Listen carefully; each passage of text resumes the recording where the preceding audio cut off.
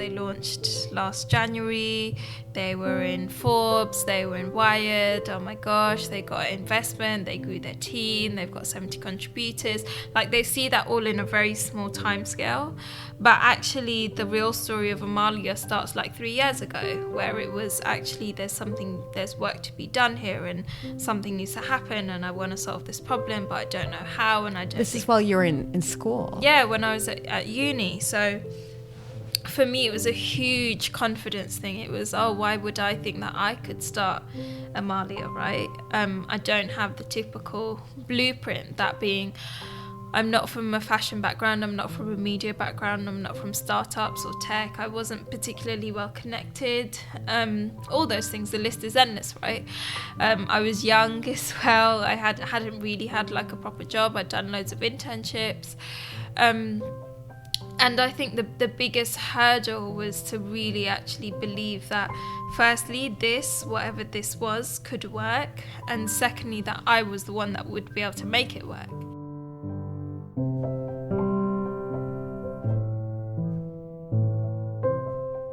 Thank you so much for joining us today for another episode of Confessions of Successful Asian Women. Today, I'm really excited about my guest. She is joining us all the way from London.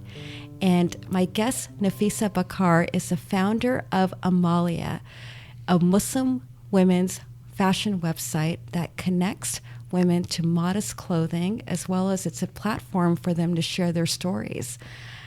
Nafisa, thank you so much for joining us today. Thank you for having me out here. So tell us about yourself, Nafisa. Tell us about your background, where you grew up, just so that the audience gets to know more about you. Cool. So I was born and brought up in London. Went to school there, went to university there, born to 2 Indian parents from Calcutta, both Muslim. And I guess growing up, I wasn't hugely surrounded by a Muslim community. And I have 2 sisters as well, and my parents' story is the typical immigrant story. Was the only person in their families to really leave the village, let alone the country, and go over to the UK. Growing up, we would always go back, and I guess I was always very aware of my privilege in relation to my other cousins from lots of different angles, from the perspective of the fact that we could speak English, the fact that we could study, and that meant we could study and work at some of the best companies and some of the best universities just because we spoke English. And with that privilege, I always felt a great sense of responsibility. A responsibility to kind of do more and do something with that privilege. So for university, I studied natural sciences, which is very much like the American system where they have a major and a minor. It was more because I didn't know what I wanted to do. I wanted to figure it out. And then, so when I started university, I just thought, I'm going to be a banker, I'm going to make loads of money, and then I'll figure it out. And then for me, university was very much around realizing that money was not something that motivated me. It was more, for me, a byproduct. And so for me, university was figuring out what it was I wanted to do. Did you get any encouragement from your parents about going down a specific career path, whether it was finance or medicine, as most Asian families want their children to go into medicine or engineering? Did you get that pressure definitely. from your parents? So my dad's an engineer. He definitely wanted me to be, I guess his first choice would be a doctor, second choice would be engineer, and then third probably finance or law, something around there. I'm the youngest of my 3 siblings, so it was like, okay, the other 2 aren't doctors, so obviously you're going to be the doctor, right? And for me, it just... You're going to carry our dreams. Yeah, exactly. You know, like academically, alhamdulillah, I'd always performed quite well. Like, I enjoyed education, I got good grades, so I think for them as well, it was like, obviously with those good grades, you're going to be a doctor, right? And very quickly I realised, actually, no, it's not what I want to do. And I think there was also part of me that was rebelling. You know, like your parents tell you this is what you're going to do, and you're like, no, I'm not going to do it just because you told me to do it. So I think there's definitely part of me which was like, no, I'm going to do what I want to do, but I didn't know what that looked like. So yeah, I think my parents did have certain aspirations and dreams of what they wanted me to do, and at times they found it difficult to see me go down a totally different path, especially with Amaliah. But now I would say my parents are my biggest cheerleaders. So tell us about Amaliah and what brought you to start this website. Mm-hmm. So I think what it was is growing up with your British identity, your Muslim identity, being Indian as well. It brought up a lot of questions of like, who are you in the world and what does that look like and what is your perspective? For me, I got to a point in university where I started questioning that, and I started questioning what was it that I was putting out into the world, and who was I? And I would say that's when I started finding more common ground with Islam than I had before. So I think growing up, I always saw Islam and my life as like two areas of friction, I guess.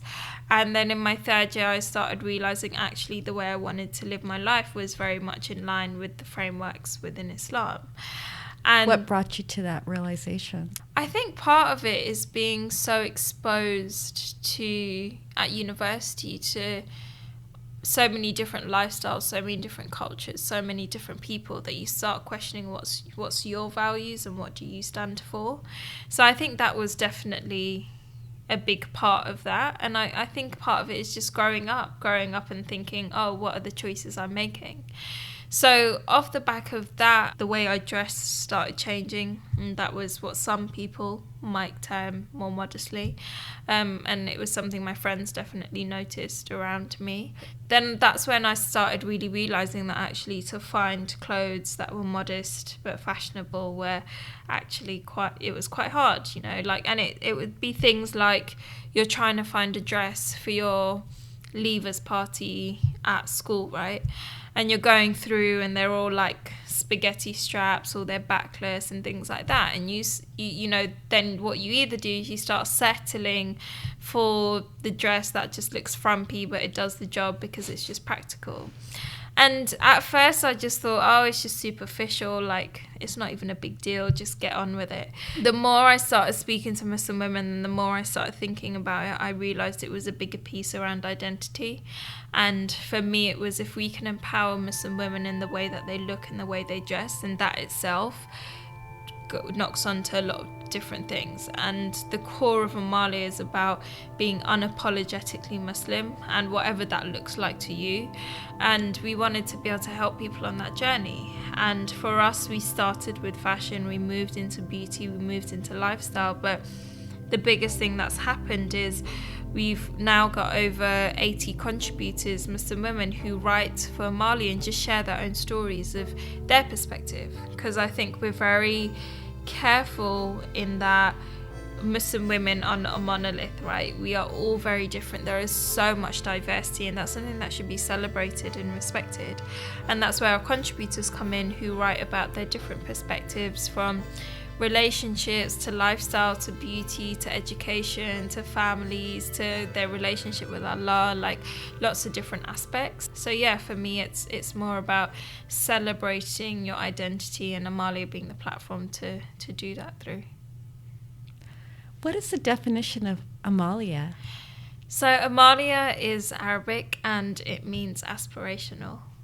Can you define what modesty means? Because when I look at Muslim women, I see some Muslim women wearing the full niqab, where they're covered head to toe and you can't even see their hands and their faces.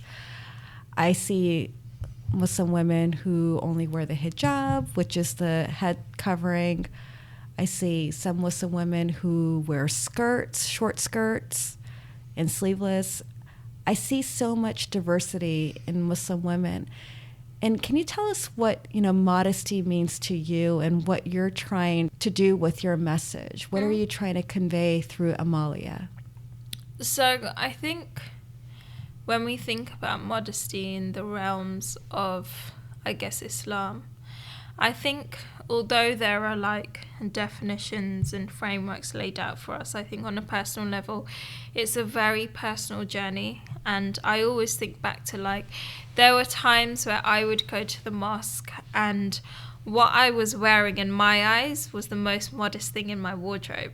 But if I look back at that version of myself now, I'm like, God, what was I doing? I would never walk into a mosque like that. But for me at that time, that for me was modest. What was that? So it'd be like, say, tight skinny jeans with a short top and tight short top, right? And you know, like for me, it's very much a personal journey. For some people, it is niqab. For some people, it is hijab. For some people, it is loose tops and trousers. So for me, I guess coming from a journey where I haven't always, by my perspective, dressed modestly, I respect that it is a very personal journey. And for me, with Amaliah, we've always said we're not here to tell you what to wear or even what to believe in. And that's why you'll see we have a spectrum of clothing options, and we have lots of different bloggers where we do a shop the look piece, and some of them wear hijab, some of them don't wear hijab, some of them are Muslim, some of them aren't. And for me, it's about respecting that everyone is on a journey. Too often we're so set on why aren't you at that end goal, but actually we're just on a continuous journey of trying to be a better version of ourselves. With Amaliah, what we're trying to do is, when you look at the current state of the fashion industry and advertising, it's not cool to cover up, right? Sex sells, that is what we're told. And that's why we have the Kardashians. There we go, exactly. That is what we're told. And for me, I have a niece and she's 4 years old, and for her, if she's constantly seeing that version of beauty in her face, then that is eventually going to do something, and that's eventually going to have something in her mind to click of where she says, actually, my self-worth is based on how much skin I show, right? And for me, it's not about saying you can't do this or you can't do that, but it's about at least providing the options to feel like you can be whichever version of yourself you want to be. So tell me about starting your own business. Mm-hmm. That must have been very hard. And you're very young. You're 24? Yeah. And you seem very mature for your age. Thank you. You're very well spoken. And I'm just curious, like, how your journey has been with being an entrepreneur. It's not easy. And how were you able to get this going? Because I'm sure there's so many people out there who want to have their own startups. They dream to be entrepreneurs. Mm-hmm. So for me, I had the idea of Amaliah in my head for a much longer time than what I guess the outside world sees. So the outside world sees like, oh, they launched last January, they were in Forbes, they were in Wired, oh my gosh, they got investment, they grew their team, they've got 70 contributors. Like, they see that all in a very small time scale. But actually the real story of Amaliah starts like 3 years ago, where it was actually there's work to be done here, and something needs to happen, and I want to solve this problem, but I don't know how, and I don't. This is while you were in school. Yeah, when I was at uni. So for me, it was a huge confidence thing. It was, oh, why would I think that I could start Amaliah, right? I don't have the typical blueprint, that being, I'm not from a fashion background, I'm not from a media background, I'm not from startups or tech, I wasn't particularly well connected, all those things, the list is endless, right? I was young as well, I hadn't really had like a proper job, I'd done loads of internships, and I think the biggest hurdle was to really actually believe that, firstly, whatever this was, could work, and secondly, that I was the one that would be able to make it work. And for me, I spent a long time just trying to go to events, read books, meet people, get perspectives. So I almost felt like I had a base of knowledge. I then learnt to code because I was speaking to a lot of developers saying, hey, look, this is what I want to build. And speaking to developers can sometimes feel like you're speaking to a builder. One person will say, yeah, it's a quick job, it'll be like £300. Another will say, oh, you're looking at about 30,000, and they're using different languages, they're using different everything, right? And you're not sure if you're getting ripped off. So for me, it was like, hey, I'm going to learn how to build it.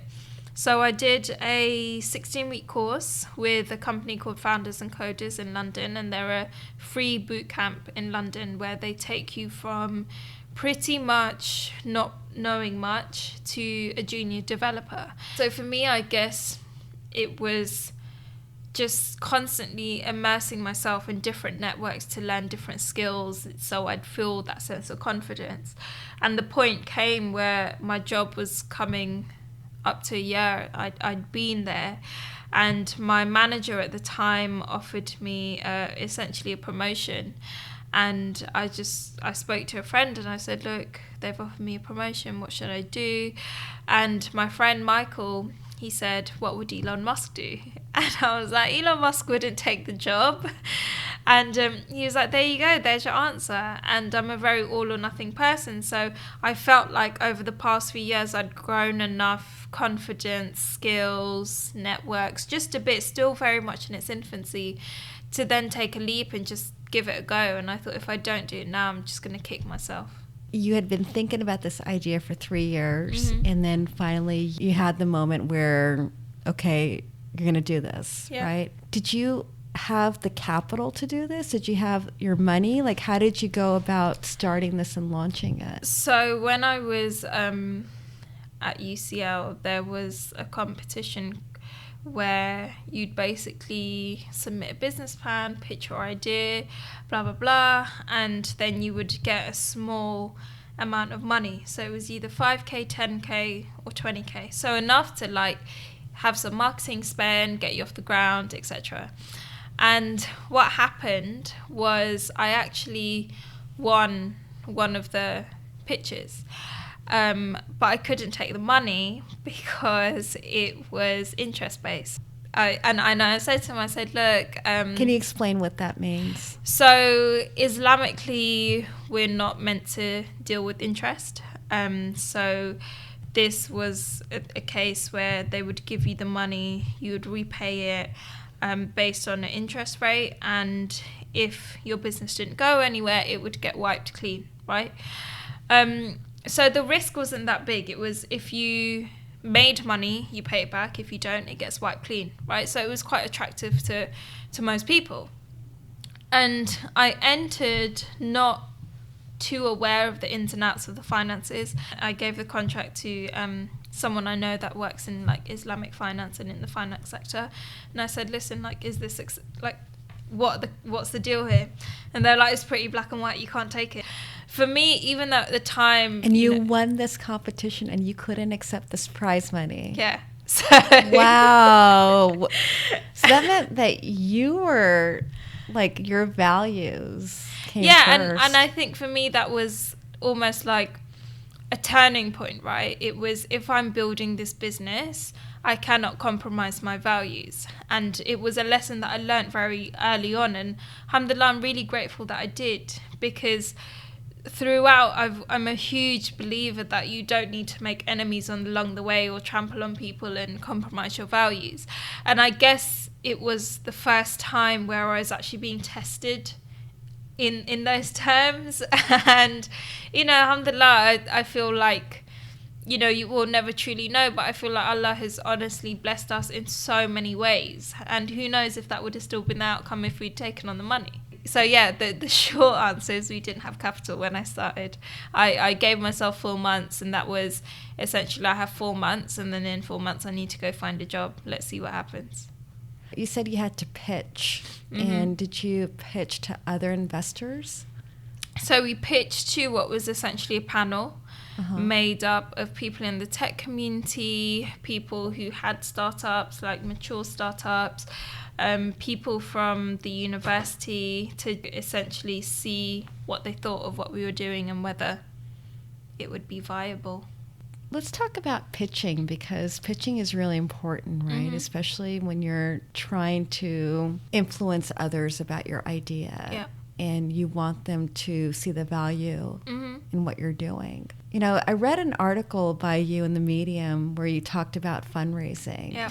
And this kind of goes back to, you know, the story that you just shared about how you said no to the money because the purpose behind it, like it just didn't agree with your values. Yeah. So what advice would you offer to someone who's got this idea in their head, they want to take it off the ground and they're going to pitch to investors? What would you say to them, especially as a female? Yeah, so for me, and this is something I touched on in the article, was a lot of times founders feel like they have to be this performing monkey and say everything and anything they feel like they should, because the person sitting on the other side of the table has more zeros in their bank account, right? And that is the reality. When we were raising investment, it's a real test of character, and again, a test of your values and your strength. And I realized before I started fundraising, I had this misconception that you had to be the slimy salesman sort of person that was, that typical stereotype to get anywhere. And I thought, oh my gosh, I'm really introverted. I'm not that slimy salesman person. I'm not a hard seller at all. Right. So how am I going to do Not a this? schmoozer. Yeah. It's definitely not me. And for me, I thought, this is all a game of how many egos can you butter up? How am I going to do that? But then very quickly I realized, especially with angel investing and actually investing across the board, because even with VCs you're dealing with like people are doing business with other people, right? And at the end of the day, you connect with people. You don't connect with a slimy salesman person. It's why they have that stereotype.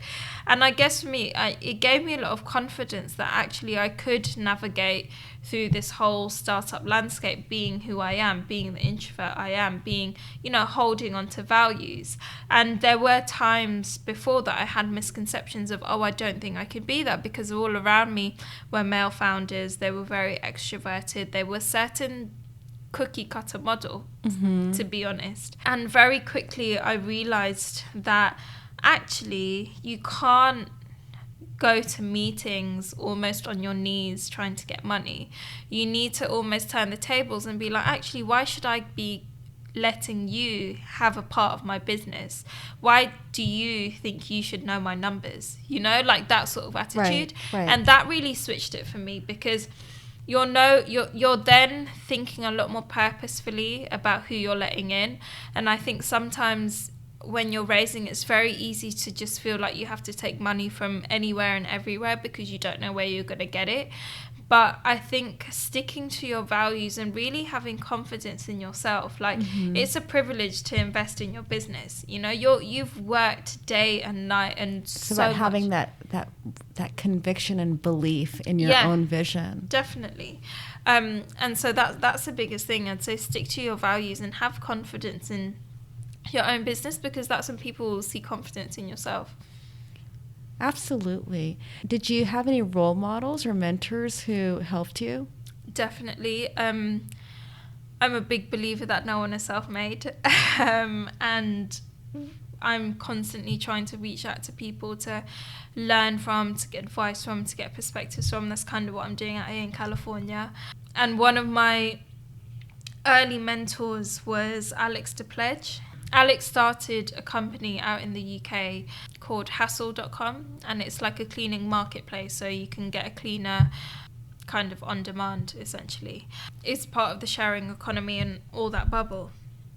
And so she was one of our very early mentors, and she really helped us. So before we'd even really started, I reached out to Alex and I said, hey Alex, think you're really inspiring, would love to just have you as an informal mentor. It would just be me sending you an email once a month if meeting up is too much. And she emailed back and she's like, yeah, sure, that would be perfect. And then she literally emailed again, and then she was like, you know what, I just had a thought. I've got 2 desks in my office. They were a team of about 40 or 50 at the time. They'd been around for 3 years. They just acquired a company and they were on their way out to an exit as well. And she was like, come and sit in my office. Let's see if we can accelerate you. You can have access to my whole team, the tech team, the design team, the finance team, even the customer service team, like across the board, everyone and anyone, and her co-founder, of course, as well. And for me, she was like, you're probably wondering why I'm helping you, because we literally had hardly even, we didn't know each other. And she said, you're probably wondering why I'm helping you. And she said, when we started out, they had no money and they couldn't afford desk space, and the studio said to them, hey, look, we like you, we'll give you some free desk space for a little bit of time to get you on your feet. And she said, they gave me a hand up and I want to give you a hand up. And she was like, all I ask is that when you turn around and you see a young woman or girl trying to get up, you put your hand out and help them up. And she was like incredible. She was just this real powerhouse, and she's very unapologetic, very much like, this is who I am, like me or don't like me, this is who I am, this is what I am. She was a duo of 2 female founders. She was really inspiring, and I think one of the biggest things I learned from Alex was, I feel like in the women in tech landscape, there are a lot of narratives that actually do nothing for women in tech.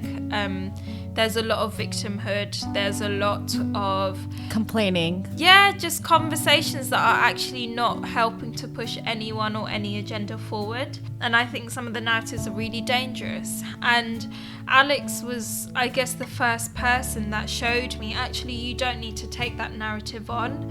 You don't need to act like it's difficult to be a woman in tech if that's not your reality. Because I think when I started out, I thought, oh, this is, I think I had misconceptions again. I thought it was going to be a really difficult journey. People were going to be really horrible. People were going to be really condescending, misogynistic. And don't get me wrong, we've had those experiences. But at the same time, we've been able to push forward. And at first I thought, okay, you know what, I'm not going to be outspoken about my experiences because I'm new to the scene and I don't really know much.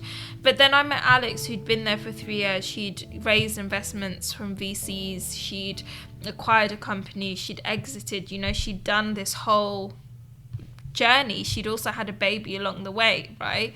And for me, I was able to look to her, and it was that whole idea of, actually, I'm not going to perpetuate the story of it's hard to be a woman in tech, because that's not going to do anything for anyone trying to come in. And I think that's what often happens. Some events foster this narrative of, we're going to sit around and talk about how hard it is to be a woman in tech and how you can't raise if you're married or if you have a child and things like that. And I'm not denying that that's not some people's realities, but I also don't think it's productive for us to push those to the forefront and say, this is what it is like to be a woman in tech. Yeah, that's very controversial, right? Yeah. Because you're probably going to be the lone voice in the room. I don't really go to women in tech events because of that reason. But I went to what was kind of like a focus group around female founders about 3 weeks ago. And I only went because one of my friends, who I know really well, was helping run it. Otherwise, I wouldn't have gone. And I found some of the conversations that were happening quite problematic, because some of the challenges that female founders raise, they are not female founder problems. They are founder problems, And I feel like as soon as we make them gendered, no one's going to take you seriously. That is the reality. And I am from a background where, yes, there are barriers. Yes, there are some people who look at an ethnic minority and a woman and think twice about investing or speaking or whether she's got any intellect and things like that. I'm not denying those realities, because I've been at the end of those experiences as well. But for me, it's, if we don't work 10 times harder, we saw it with Hillary and Trump, right? We just have to work 10 times harder, push down those barriers so that we can turn around and lift someone else into it, right? And that's just the perspective I'm from. I'm from a perspective of, we just got to work harder than guys sometimes, and that's just the reality. And it's not going to change unless we get into the circles to be able to change that. And also to work with the men who are the key influencers, right? That's a huge thing. To create those sponsors and allies. Yeah, that's a huge thing, because something someone raised at the focus group was, we'd really like... No, they said, what would a good female network look like? And I said, I don't want to be cynical, but most of my intros that are worth something are by white males. And if my network doesn't have white males, I'm not going to get very far. That is the harsh reality. So for me, I don't want a female network just to say I know lots of female network founders, right? I want a network that is going to help me get into the circles to create change, because otherwise what is the point? Right, because you're just going in circles. Yeah, exactly. Otherwise, I'm just in a room with other female founders who don't have a clue. Like, none of us know what we're doing. Right. What is the point just to say we're all female founders in a room? What would you say is the most important skill to have as an entrepreneur? Because from what I see from you, I see that you try to be very inclusive. I also see that you're very well spoken, you're articulate. What skill do you think one needs to have in order to be a founder? I think, gosh, so many. I'll list off a couple. I think a huge one is relationship building, especially if you're actually forget if you're young and inexperienced, across the board. It's other people that will open the doors for you, and you need to be able to create those relationships. So I think relationship building is a huge one. There's a reason why I think it's companies like Twitter and other tech companies have mottos like don't be a dick or don't be a whatever, because abide by that and you can get really far. Right. Like, it's about relationship building. I think another one is resilience. And resilience isn't just getting up every day and saying, actually, I can go again, I can go again, I can go again. Because sometimes there are days where you're like, actually, I can't go again, and I feel burnt out and I don't want to go again, and I just want to stay in bed and take some time off. Resilience for me is something that you build over time. Part of resilience is being able to take a step back, take care of yourself, and then jump back in. So I think resilience is a huge one, because, even, and I see it time and time again, even companies where you think, oh, they've made it, they are still having huge problems, right? And if you don't have the resilience to keep going, it is a really hard journey. And I think part of that resilience is taking care of your mental health, because it is all about mental resilience. I remember one of my friends, she's the founder and CEO of Halal Gems. She said, look, your role as a CEO primarily is decision making. And if your mind is not in the right place, you cannot make the right decisions. So if you need to take that week off to regain perspective and get your head in the right mode, then do it, because everything you do is based on your ability to think. Right. And when she broke it down like that, I was like, that is so true. Right. And it is something I've had to learn over time, that actually taking care of your mental health and taking care of just yourself is part of you pushing forward and part of you pushing your startup forward. Right. How do you take care of yourself? So I have taken up Taekwondo. I started it in January, and my gosh, I really wish I did it when I was younger, because it is amazing from the fitness perspective to the mental resilience to the discipline to everything. It's a martial art, so with martial arts they are known to be very hot on discipline and things like that. So for me, that's an outlet. And I remember going to my first Taekwondo class. The class was about an hour and 45 minutes, and then after the class ended, I was like, oh, I didn't think about work and I didn't think about my phone. And that for me was a really strange experience, because I'm constantly thinking about work on my phone. And I was like, I need to come back, because I think the ability to unplug away from the world is what nourishes your mind and soul and body and everything. For me, it's being able to surround myself and just listening to yourself. If you are having a week where you are struggling to get out of bed, if you are having a week where you're finding it really difficult to just get anything done, then your body is trying to tell you something.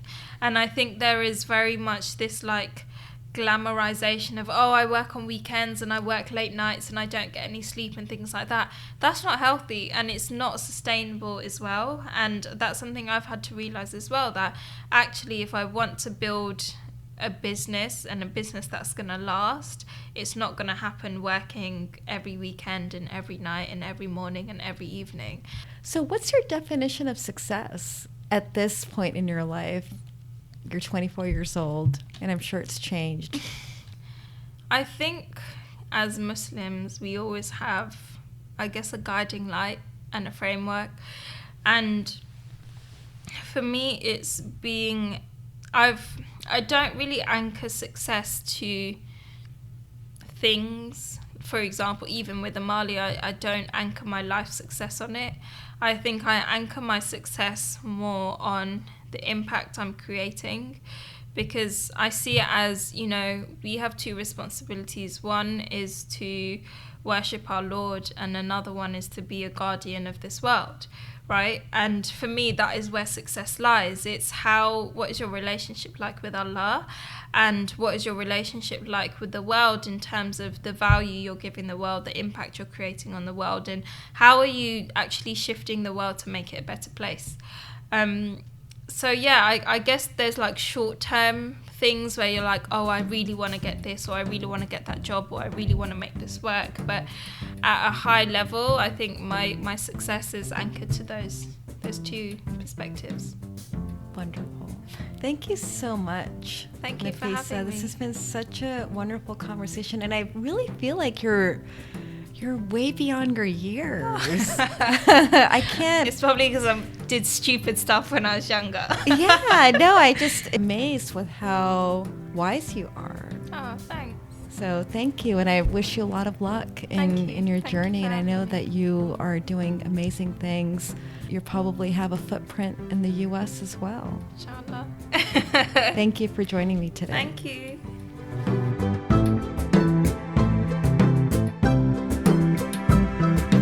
I hope that you got some revealing confessions to help you in your journey to success. To nominate a guest on this podcast, send an email to info@confessionsofsuccessfulasianwomen.com.